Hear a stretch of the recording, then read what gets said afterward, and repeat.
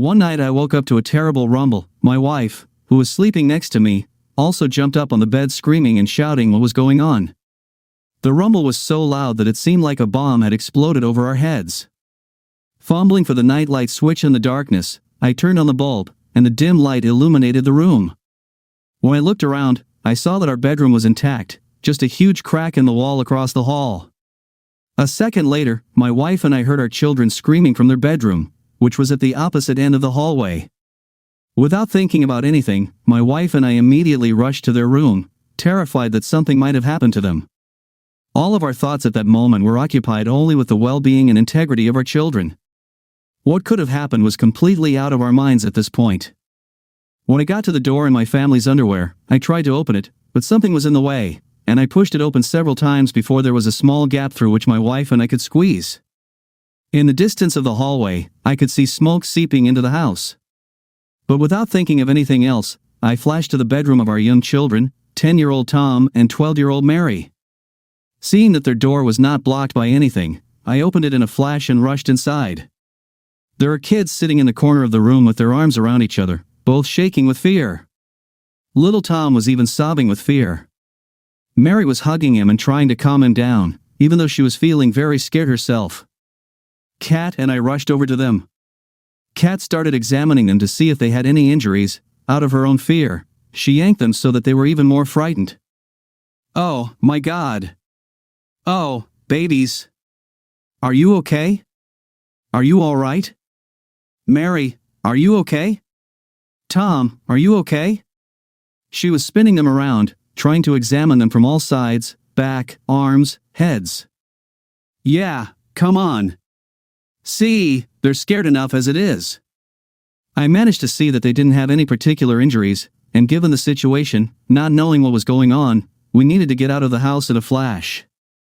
"Kat, take Tom." I grabbed Mary in my arms and we both rushed towards the stairs, which were already half filled with smoke. As we struggled down, I noticed that the back of the house had turned into a pile of rubble, and a fire was already burning in some places. "Hurry up. We need to get out of here fast." The kids and I ran out of the house and into the yard.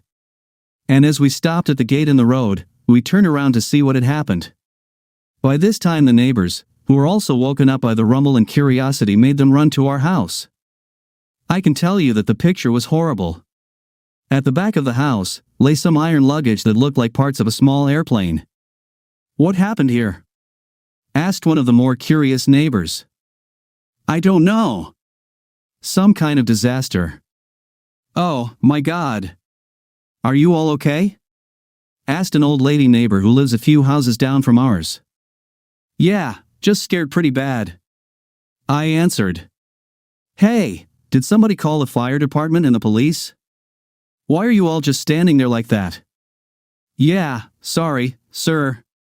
Everyone's just shocked," replied one man and took his cell phone out of his pocket and dialed the emergency services.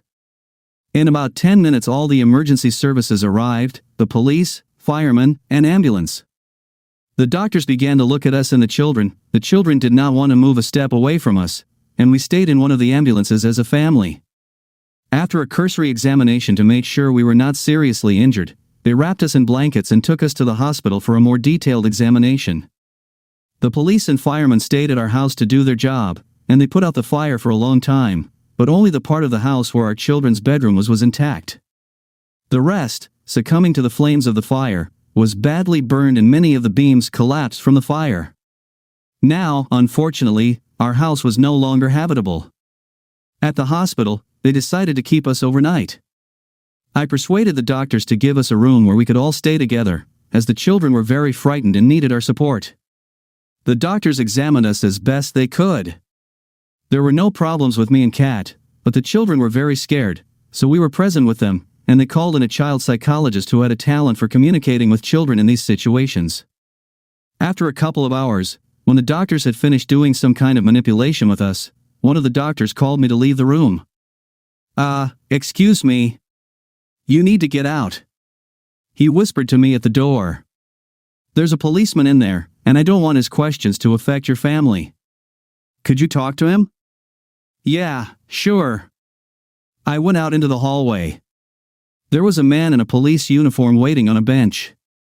When he saw me, he got up and I moved closer to him so our conversation couldn't be heard in the room. "What is it, officer?" "I've come to see you about an accident that happened to your house." "My name is Dean Spark. Preliminary results, I can tell you that a small airplane crashed into your house. Apparently the pilot lost control." "Where is he?" "I'd like to talk to him." "Fucking pilot."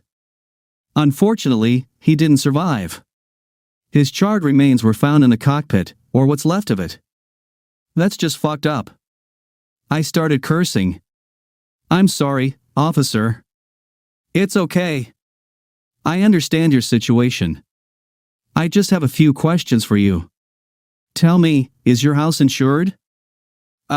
Actually, yeah. I just don't know if it includes the damage from the plane crash."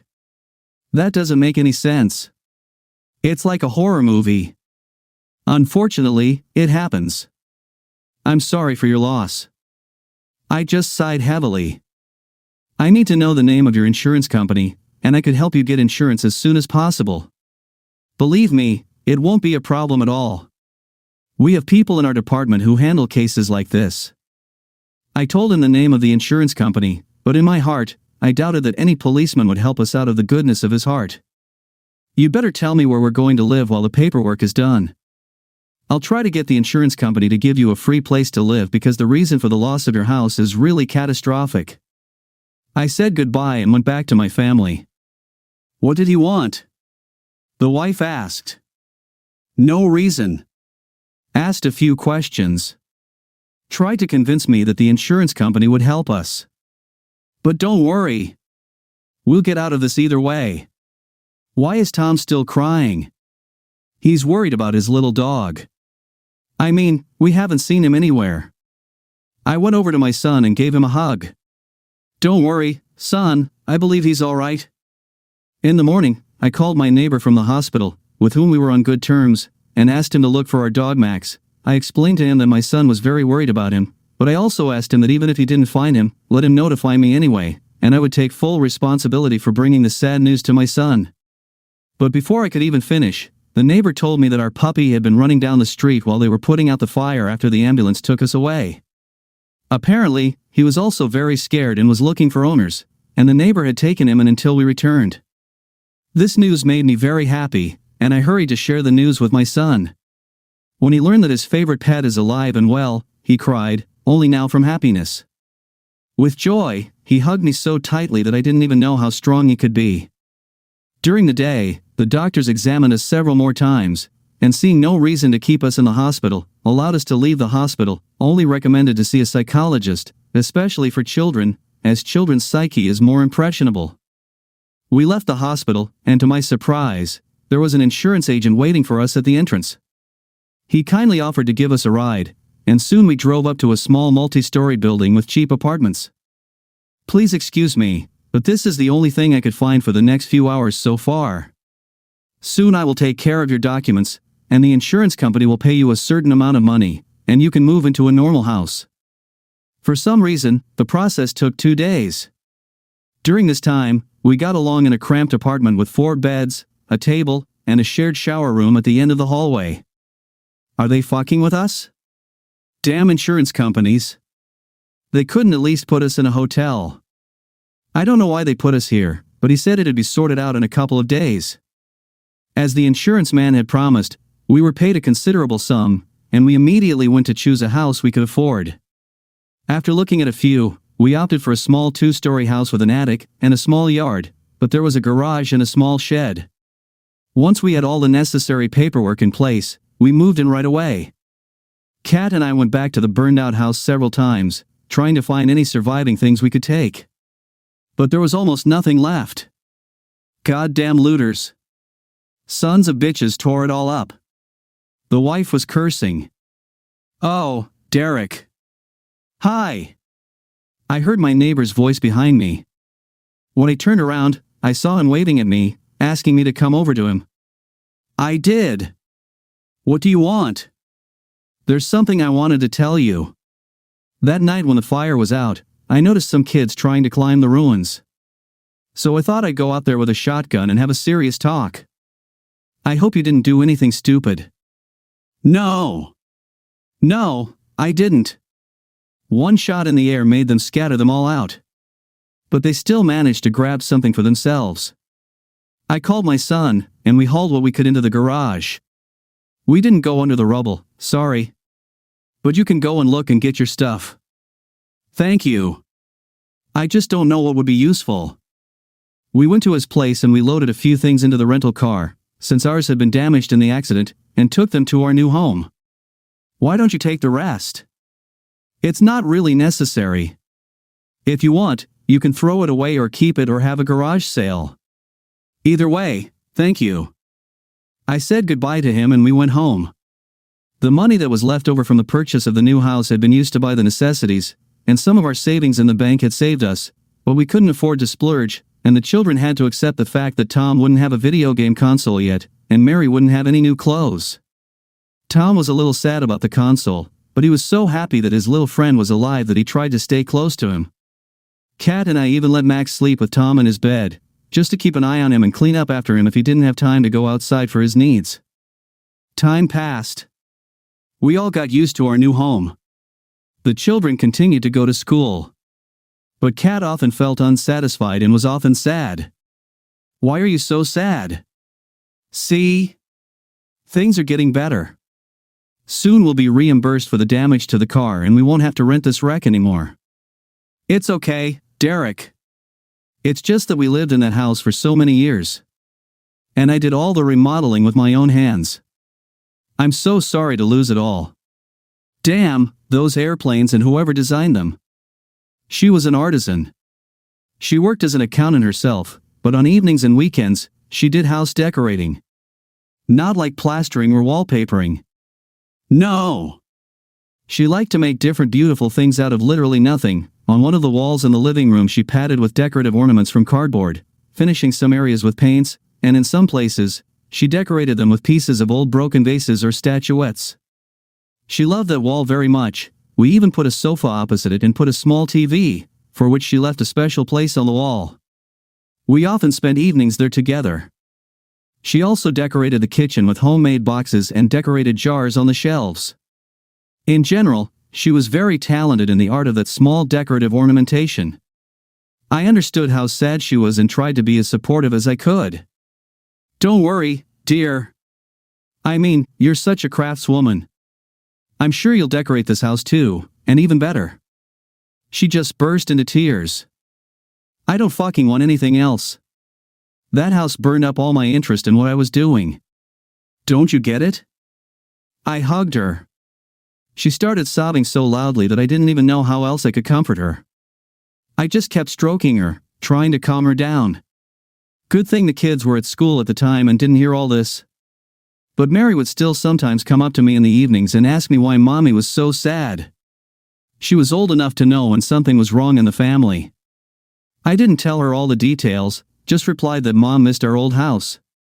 Soon Kat started having problems at work. Her boss noticed her rude and sad mood, which caused her to make a lot of mistakes in her work.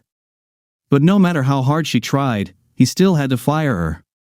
Since then, she stayed at home and did only what was part of her job as a housewife. But now when she cooked, her cooking tasted worse and worse. One day she even served us burnt pancakes for breakfast. Mom, they're burnt. How can you eat something like that? Mary asked. Kat, without a word, just took our plates and threw them in the trash with the dishes, and went to her room, locking the door behind her. The kids looked at me with some bewilderment and pity. Dad, what's wrong with Mom? Tom asked. Don't worry, son. Everything will be all right. I'll make you an omelet. You can eat it before school. I don't need anything. Mary answered rudely and got up from the table. Grabbing her school bag, she left the house with a loud slam of the door. Tom followed her too, only more quietly. I walked up to the bedroom and knocked on the door. Kat. Open up. We need to talk. We can't go on like this. Get out. Leave me alone. Was all I heard. I stood at the door for a while, hoping she would open it, but my waiting did nothing. I only heard her sobbing in the room. A few more days passed. I even had to move from the living room to the couch, and I tried to spend more time with the kids so they wouldn't think about their mother's illness. As time went on, I began to notice that Kat was getting into alcohol. I tried to talk to her about it, but she wouldn't listen to me. She said she only drank a little to ease her loss. But soon I began to notice that Kat was going out of the house, and she usually came back with a lot to drink. Kat, where are you going? What's happening to you? Look at what you've turned into. What do you care? Leave me alone. The next day I made time and went to the doctor to consult with him about the case.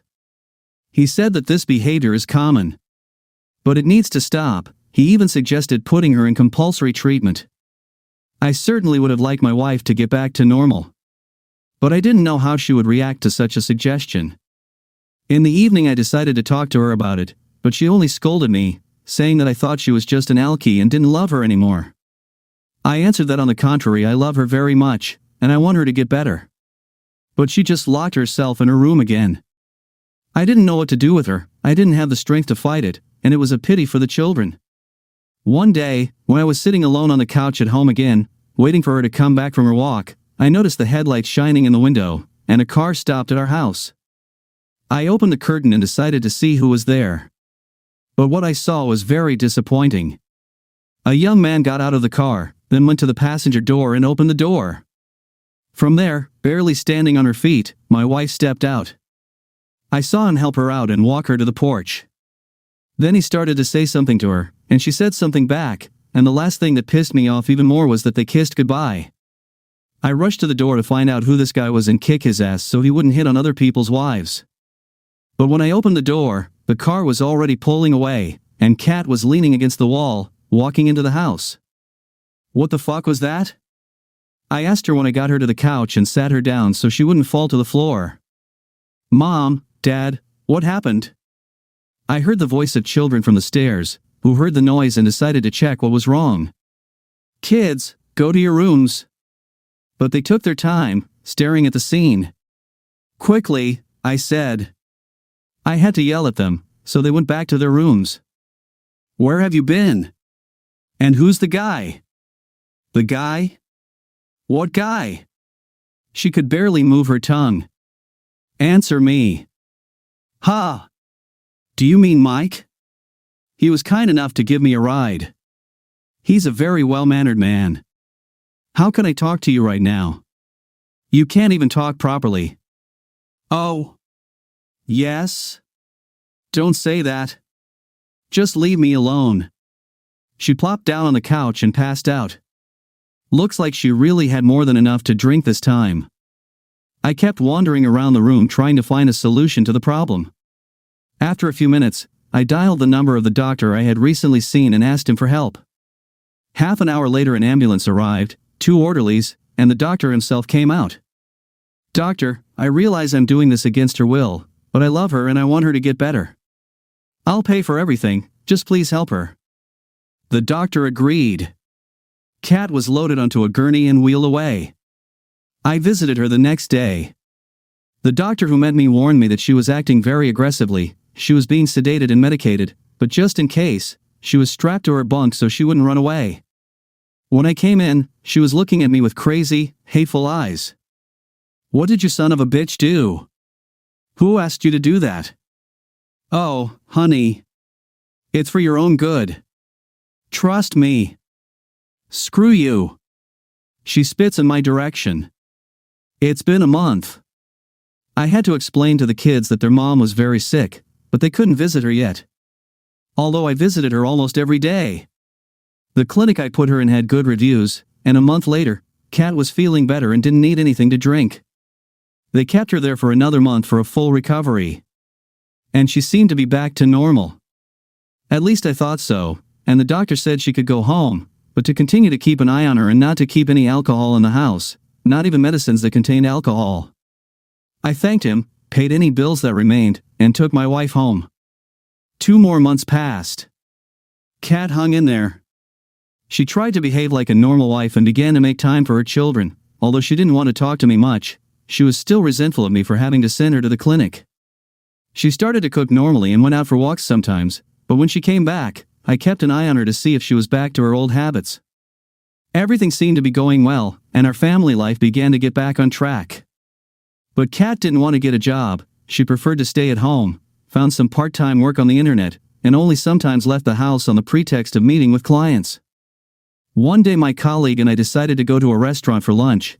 We had successfully completed our project and we decided to celebrate it. But when we arrived, I noticed from the car that Kat and a young man were entering the restaurant we were going to visit. When I looked closer, I recognized him as the same guy who had once brought her home drunk. Joe was about to get out of the car, but I stopped him. "Wait a minute." "What? What's wrong?" He looked over to where I was staring. "Oh, isn't that your wife? Let's go say hello." "Take your time. I don't think we should be eating at this restaurant right now." He just gave me a puzzled look. I kept sitting in the car, watching them. They walked into the restaurant holding hands, and I was sure it wasn't a client. "Listen, Joe. I have a huge favor to ask of you. I wonder if you could leave me alone. I don't think our dinner's gonna happen." He got out of the car, caught a cab, and drove off, while I continued to watch. They happened to be sitting by the window, so I had a clear view. They were acting like normal lovers. I was shocked by what I saw. And I even wanted to make a scene right there in the restaurant. But I had a much more interesting idea. Continuing to watch them, I waited for them to finish, and as they left the restaurant, he drove her almost to our house. Apparently she had asked him to stop a little farther away so I wouldn't notice. But I could see their passionate kissing in his car very well. "Hi honey, how was your day?" I asked, entering the house after her. Hiding my devious plan, I tried not to let on that I'd seen her with her lover. It was nothing. No big deal. I went to discuss some business with a client but mostly stayed home.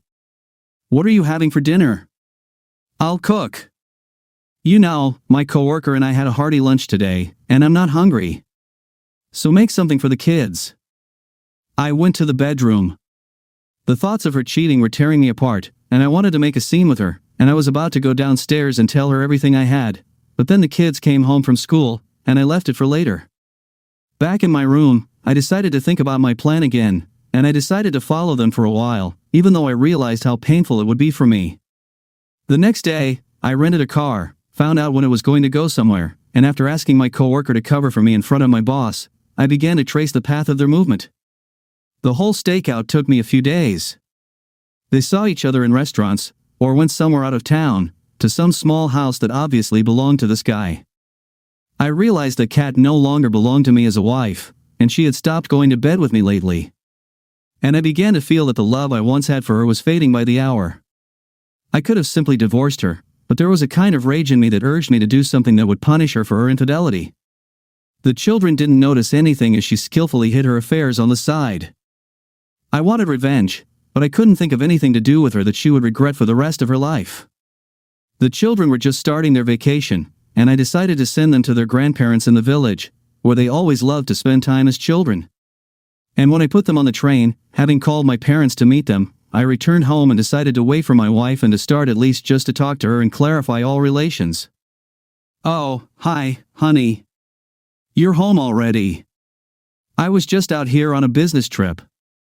"Kat. Sit down. We need to talk." She saw my serious look and realized it was probably not going to be a pleasant conversation. "Yeah. What about?" "Sit down. I can see that our relationship is going to hell. Why don't you be honest with me? You don't love me anymore." "Why not? You're the father of my children. How could I not love you?" My patience was wearing thin. "Then explain to me, who the hell are you going to restaurants with?" "They're just customers." "What are you?" "Yeah. The same one? I saw you licking him." Tell me. Tell me now, I'm not freaking out." "Derek, you're scaring me. You're just imagining things." "What are you talking about?" "You little bitch." I couldn't take it anymore and I punched her hard in the face, smashed her lip and blood ran down her chin, pouring all over her teeth. "You asshole. What are you doing? Don't make a fool of me. I've always loved you. Even when you fell off the wagon, I still loved you, and despite your reluctance, I helped you get clean. Don't you feel sorry for the kids? Do you know how they'll feel when they find out you've been messing around like a whore? How dare you talk to me about love? Instead of being by my side, you spent all your time at your job. I got drunk just because of grief, because of loneliness. And you put me in rehab like some drug addict. How could anyone love you after that? You only love yourself. You don't feel sorry for me at all. Do you even hear yourself?" I couldn't stand it any longer and went into the kitchen to the refrigerator. Now I wanted a drink, but I remembered the doctor's admonition that there should be no alcohol in the house, so I just poured myself a cold soda. When I returned, I noticed that Kat was on the phone with someone. When I walked into the living room, she had already managed to finish the conversation. "Who are you talking to? Your lover? None of your business. I'm leaving. Don't you dare stop me." She got up off the couch and headed for the door. No, bitch, you're not going anywhere. If you can't be a normal mother and wife, then I'm going to have you committed to a mental institution for good. You know what I mean. Fuck you." She continued on her way. But I grabbed her arm, trying to hold her back so she wouldn't go anywhere, but she got a desk lamp under her arm and hit me hard on the head with it. My eyes went black for a while and I fell to the floor, but I was still conscious, although the pain in my head made it hard to move. I saw her run out of the house without even closing the door behind her. Overcoming my pain, I got up and followed her. I was having a hard time walking, my eyes were still a little double-visioned. Waddling, I saw her walk toward the bus stop. I went to a kiosk that was nearby and bought a bottle of vodka. I opened it immediately and took a few sips, at which point I felt very thirsty. As I continued walking, I reached my car and sat behind the wheel. Soon I saw her lover's car pull up to the stop. She flashed into it and they sped off. I started the car and hurried after them. As I expected, they drove toward the cabin in the woods, and I followed them for a long time, staying a little behind. It was already quite dark. The road to the cabin was through a railroad crossing, but it was so remote that there were no barriers. Realizing that we would soon reach the crossing, I hurried to catch up with them and overtook them, and blocked their way. They had to stop. "Hey, asshole, what are you doing?" the guy in the car yelled. But Kat must have told him I was her husband, so he got out of the car to settle the matter man-to-man. I didn't wait for him to start, so I grabbed him by the throat and started choking him until he stopped breathing.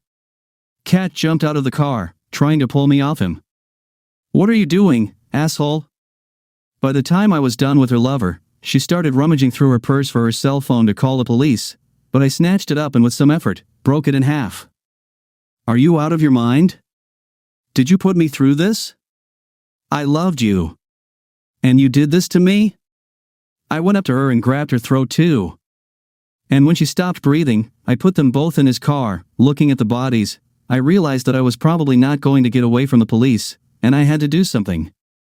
I remembered that I had an open bottle of vodka in my car. While their bodies were still soft, I poured a little of it down their throats, then spilled some all over the car. But that wasn't enough. I pushed their car onto the tracks, and lit a cigarette, tossing it into the passenger compartment. The flammable liquid began to ignite little by little. I moved farther away. Somewhere in the distance, I heard the horn of an approaching train. I got back to my car, and without turning on the headlights I backed up so that my car would not be seen. After waiting a little while, I heard the horn of the locomotive honking incessantly, and then there was a bang and an explosion. I didn't wait for the police and drove home without turning on my headlights so as not to attract attention. When I got to the city, I turned them on and slowed down so that a random policeman wouldn't stop me. I got home all right. No one stopped me on the way. I bought another bottle of vodka, sat on the sofa, and began to remember what I had done. But after drinking a few sips, I remembered about the children and what can lead to passion for alcohol. I went to the kitchen and poured it all down the sink.